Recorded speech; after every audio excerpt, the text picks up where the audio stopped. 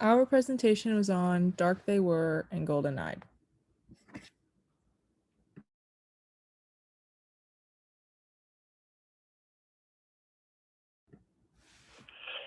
So this is the background on Ray Bradbury. Ray Bradbury is one of America's most celebrated writers. He has written in many genres, including fiction, mystery, realistic fiction, and so on. He was born on August 22, 1920. His mother was a Swedish immigrant and his father was a telephone lineman. Growing up, he was surrounded by his extended family and was read stories often by his aunt. As a young man, Bradbury was an avid reader and a writer. He began writing his own stories at the age of 11. And during the Great Depressions, when he couldn't find any paper to write on, he would use butcher paper and write his stories on there. He was influenced by the likes of Wells, Verne, and Poe. He wrote a story imitating the writing style of Poe up until he was 18. He published his first story, which appeared in the January 1938 number of Forrest J. Ackerman's Fancy's Imagination. Ray contributed to the American literary landscape in many ways. Not only did he write short stories, and books, but he also wrote screenplays. He has earned numerous awards, such as Distinguished Contribution to American Letters, National Medal of Art, Pulitzer Prize, and so on. Some of his most famous works include the Fahrenheit 451, The Martian Chronicles, and The Illustrated Man. There's plenty more, but these are just one of his most famous books/short stories. So the summary for Dark They Were and Golden Eyed. It's a short story that constantly struggles with the idea of acceptance versus resistance.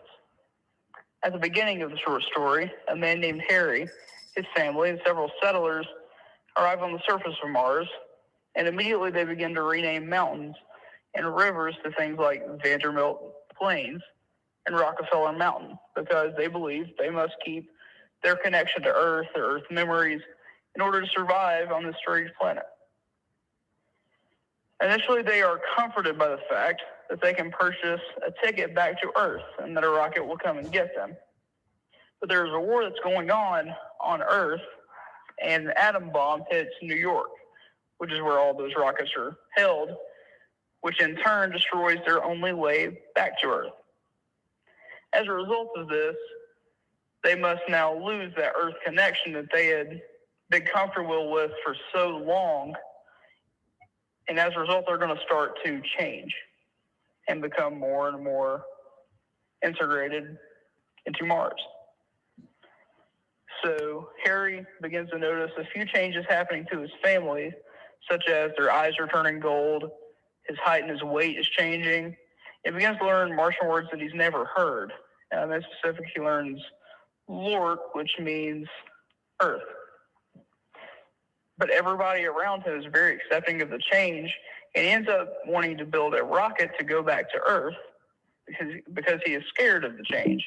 However, everybody else is welcoming the change very easily. As the story comes to a close, Harry becomes more and more Martian. He accepts the fact that he is now ultimately Martian. Eventually, all author draws emphasis on the naming of the landmarks, because they rename them again once they become Martian to the original Martian names, which happen, obviously, as they are integrated completely into Mars. At this point in the story, they've become dark-skinned and golden-eyed, which gives you the title. And they have fully embraced Mars as their home and forgotten their entire identity on Earth. They're all also now known by Martian names, so he is no longer Harry. When a rescue party from Earth eventually arrives, they see the abandoned settlement that the people that initially Harry and his family had settled on to be abandoned, as they went to go live in the Martian villas. When the Earth people arrive, they begin by doing the exact same thing that Harry and his family did, which is renaming the landmarks on Earth. And then they meet the so-called Martians, which are actually just the people that had settled before. They just look different. They find they're very friendly, and they have no idea what happened to the original settlers. At this moment, the lieutenant and the leader of the reinforcements, people that are supposed to rescue them, gets caught up in the beauty and the view of Mars, and the reader can see how the author is going to make the events of the story happen again. And so everything's going to repeat itself. The author does a great job throughout the story of drawing a similarity to things that are here on Earth. The author is continuously asking questions like, at what point do immigrants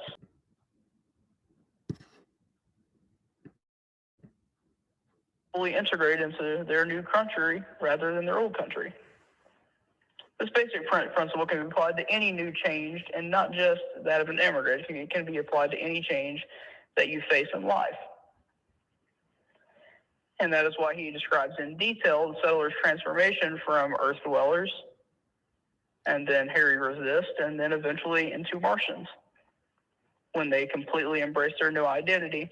And what the author is asking is, at what point during that change, during a person's life, do they completely embrace that change and, partially or completely lose their previous identity? It's a very complex question that I don't know if there's a right or wrong answer to. And the author is basically asking the reader throughout the entire short story what the reader believes. And so I think it's a great story because it can be applied to many different things in life. And the author does a great way of showing it. So for my lens, I did the formalism lens. Arthur Were and Golden Eyed is a very complex short story. As a result of this short story being so complex, it creates a very unique meaning to the short story. The author uses acceptance versus resistance constantly throughout this story. And the best example of this is Harry himself, and the family to an extent. When they get there, they have this connection to Earth. They can go back at any time. They brought the food from Earth. They've brought their artifacts from Earth, the model of Boston, because they have this connection to Earth because they want basically to bring Earth to Mars. What they quickly begin to do, though, is they begin to change and they begin to evolve and become more and more accepting of their new habitat and are becoming Martian. They become completely Martian instead of having that connection to Earth. And a great prominent example of that in life here on Earth is a first-generation immigrant. And so what the author is asking is, at what point does someone become completely assimilated or integrated into their new country or new change in life? Even though they've been exposed to a completely different culture or something completely different, when does someone evolve through change? It's a very complex question, and it's a hard question to answer, but the author is constantly putting that in the reader's mind. And it's not meant to be answered, but it's a rhetorical question that he's asking the reader. And again, the author does this through many different examples. And he shows really how, change is not always easy, because obviously Harry resists that transition to being Martian initially. He's very against it. He wants to build a rocket. But as, he looks at the brighter sides of things and sees the good parts about Mars and the good change, he evolves and he becomes more and more accepting of his new life. For my formalism questions, I did, how does the form of the short story create a parallel between us on Earth and the people on Mars? And for me, and I think the answer can be different for everybody, I believe the parallel is that people on Earth and in Mars in the story, what they symbolize on Mars is that, throughout life, that there are many different changes that you encounter, and how you react and how you deal and evolve with those changes really defines who you are. and those changes will shape you as you go. The next one was how does the form show that assimilation of the settlers is not much different than assimilation to the difference here on Earth. What the author is trying to show here is that, when you encounter a new change in life, eventually you will become assimilated to that change, or in other words, you will become different. You will change with that change. And it is very, very similar to what happens here on Earth. When we, and I say here on Earth simply as symbolism, as a connection to the story. In real life, we encounter changes and we evolve, and ultimately that shapes us. So that's what he's showing with the transfer of the people the settlers going from, Earth beings to Martians. He's showing that change, and I think he does it brilliantly. This is definitely one of my favorite short stories that I've read.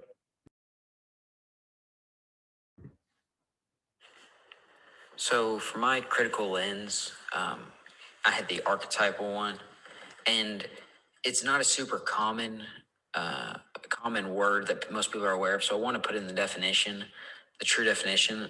So it's when a character is created based on a set of qualities or traits that are specific and identifiable for the reader, so the reader can relate to them.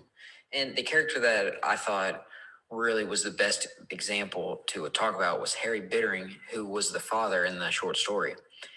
So he really has a true sense of resistance to their home, even when they're like trapped almost in a prison. He remains optimistic and hopeful that the rescue ships will come and they'll be able to get off and return to Earth.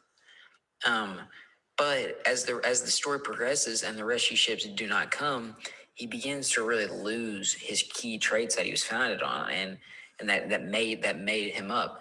And some of those were pride, optimism, confidence, and even a beefulness. Like he really thought that they were going to get off, and kind of counter this, he becomes consumed on building his own rocket to escape. But it is ultimately too big of a task, and he does not succeed. So he displays that how someone with such strong core values can fall and even fail. And as the story winds up, he eventually adapts to his new surroundings and changes into a completely different person, losing his original morals that were so founded on getting back to Earth, making sure his family was safe. And like I said at the start, I really wanted to focus on Harry because I think that he undergoes the most drastic changes in the short story. And I think that that's done on purpose by the author. So my first question that I wanted to ask is, if Harry had not been so consumed with getting his family back to Earth through making the rocket, would he have undergone his Martian transformation sooner? Because really he is the most resistant to it. So I think that's a good question. If he had just gone and kind of just let it happen, I think it would have really been a true question of if that transformation would have happened. And my second question was, is the transformation that the Bittering family went, is that similar to any transformation that another group of people have had to go through on Earth? And I think there's a lot of groups of people that have had to adapt to their surroundings and make it work in times were really challenging. So I think that's a good question to ask, just because it's relatable, and a lot of people have had to change, sometimes for better and sometimes for worse. So that was my critical lens, the archetype critical lens.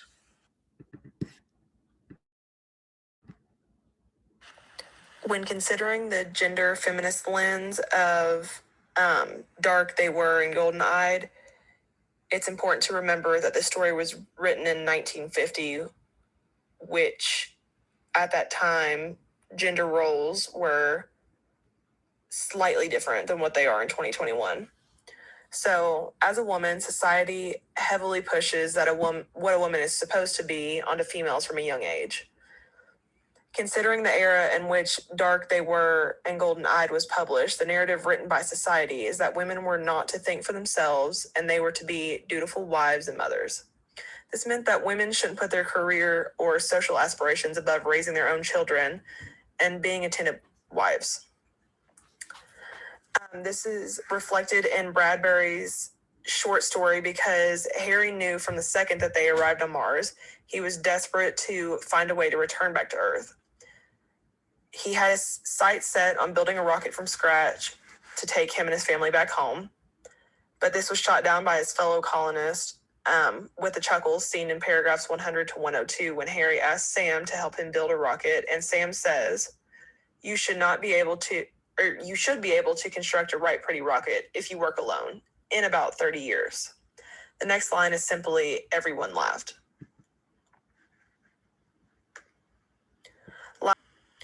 Laughing at Harry for wanting to build a rocket from scratch is equivalent to society laughing in a woman's face for wanting to pursue a career or a certain profession or level of education not typically seen done by women. This mirrors society's perception of women's ability to excel in life outside of the household. As the story continues, Harry's spark slowly gets worn down and he accepts the fact that he's stuck on Mars. This is also a reflection of a woman's mindset from young and eager and wanting to make a mark on the world to eventually just falling into, well, I need to get married and I need to have kids and I need to do this, that, and the third because that's what I'm supposed to do as a woman. He obviously adopts the mindset of his peers about staying on Mars, and they become so accustomed to life on Mars that they become Martians and speak down onto Earthlings, as seen in paragraph 261 when Cora says, they didn't know any better. Such ugly people. I'm glad they've gone. Again, this is a representation of how women get worn down by society's expectations and eventually fold under the pressure and become what they are told to be. So my first question is, since 1950, women have gained much more social mobility. Do you think if the story was written in 2021, Harry would have finished his project and returned to Earth or fell in line with everyone else? How does this reflect a woman's societal role in 2021 compared to 1950? And my second question is, the story ends with Earthlings coming to Mars and repeating what the first group did upon arrival in the beginning, alluding to a cycle that is bound to be repeated. As time progresses, do women's roles in society change or continue in a similar fashion? Why or why not?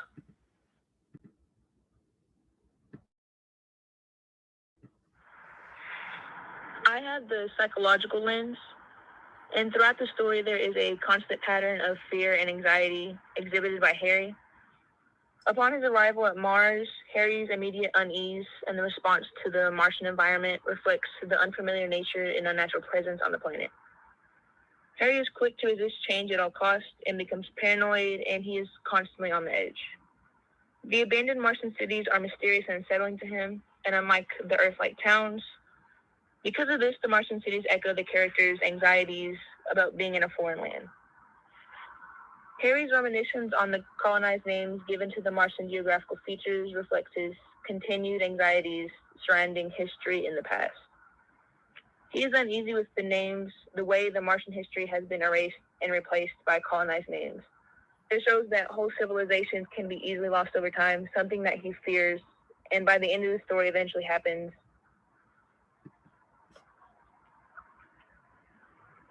While eventually the plants, animals, and even the people around him, including his family, accept Mars as their home, Harry's psychological discomfort continues and represents his fear of the possibility of change. Harry is deeply disturbed by the unnatural appearance of the animals and the golden eyes of the people, as well as their darker skin and slender form. However, unlike everyone else, Harry struggles to come to terms with his extreme fear and resistance towards change and what becoming fully Martian might mean for himself and his family. Eventually, the Martian influence takes over, and without realizing it, the Bittering family has gradually switched to Martian language and names, indicating the ways language and memory influence one another. As the Earth people grow accustomed to the Martian culture, they slowly forget their earthly origins.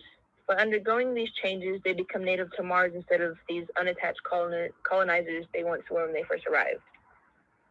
Harry and his family leave behind their colonial home, as well as their earthly tethers that they kept in the home, and they move into the Martian villas. This represents the Bittering family relinquishing their fears and anxieties of change. Much of what Harry initially feared when he first arrived has come to pass, as well as their initial colonized identities, and they are no longer strangers to the foreign land. One of the questions is, colors are used frequently throughout the story in correspondence to Harry's psychological discomfort. At the end of the story, we see the lieutenant captivated by these colors. Do you think he'll resist and fall victim to fear and anxiety like Harry, or accept and quickly grow accustomed to Mars like the other Earth people? The second question states, eventually Harry relinquishes his fears and anxieties. At what point in the story do you think he finally quit resisting?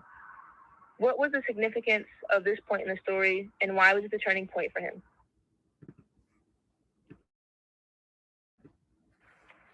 Okay, so this is a historical lens. The short story Dark They Were and Golden Eyed was published in 1950. At this time, there was an ideological clash between capitalism and communism. And at the very forefront was the United States and Soviet Union. There had been a growing tension between the Soviet Union and America at this time because of this ideological clash, and it seemed as though both nations were prepared to go to a full-out nuclear war at any point. This period of ideological tension between the U.S. and the Soviet Union is known as the Cold War. This was likely the inspiration behind the atom bomb that is said to have destroyed America in the story. I think Bradbury is trying to kind of illustrate the fears that the Americans had at this time of a full-scale nuclear warfare. And he mentions that this is one of the key motives behind the Bettering's decision to move to Mars. And Mrs. Bettering even mentions in lines 16 to 17 that one day the atom bomb will fix Earth and we will be safe here. And the atom bomb was likely, the inspiration for the atom bomb was likely the nuclear weaponry that both the Soviet Union and the United States had, and the realistic threat at the time of a full-scale nuclear warfare. Another idea that the author touches on, and I think this is the idea that the story revolves around, is the idea of societal acceptance. And more importantly, when somebody can claim that they have been part of a society, when they could claim to be, if we're using America as an example, when they can claim to be an American. And this question was at the forefront during the Civil Rights Movement. And the question basically was when and why haven't African Americans already been accepted to be as equally American as white people, and when will that happen? And the story was published during the 1950s, so I think Bradbury was kind of trying to kind of echo this question in his story, and kind of ask the question of when can you say that somebody is now part of the society that they live in? So one of my questions was, when does one get to call himself to be part of the community that he has migrated into? I guess you could kind of answer this question in a lot of different ways. I personally think that whenever somebody has adopted the culture and the mannerisms that is typical of a society, then he can claim to be part of the society. And I think there's also this factor of the people within the community accepting the person as being part of the community. But there's a lot of ways you can answer this question, but that's just my take on this. And my second question was, in what way is the fear that Americans had during the Cold War reflected in the story? And I think that is one of the key ideas that Bradbury focuses on, is the idea of Cold War. In the story, we actually see the war between America and Soviet Union taking place, where America gets bombed and destroyed apparently, and all of his rockets and stuff are destroyed with it, and that's one of the motives behind Mr. Bettering trying to build a rocket ship, and it's one of the key things that the plot revolves around. So I think that Bradbury does a really good job of reflecting that fear that Americans had at this time. I chose the Marxist lens for this short story. There was a social fight throughout the story between Harry and the rest of the town. Harry, at the beginning of the story, is in a constant fight to remain the same as he did on Earth. He would only eat food from Earth and is insisting on making a rocket back to Earth, while the rest of the town, including his family, are changing their lives to fit the norms of Mars. In a Marxist lens, where the wealthy class will kind of force their own values onto the working class. So the town kind of does this to Harry. The town mocks Harry for being different. In line 123, Ray writes, "Men stood in the door and talked and joked without raising their voices." Harry's fight to be different slowly dwindles because of this, and eventually his eyes turn gold and he leaves behind all the things he treasured on Earth. So my questions were, what's a real world example that deals with the same thing, the same class struggle Harry does?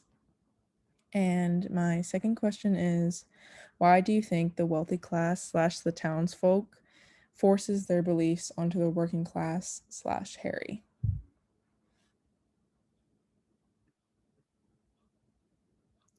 Nailed it.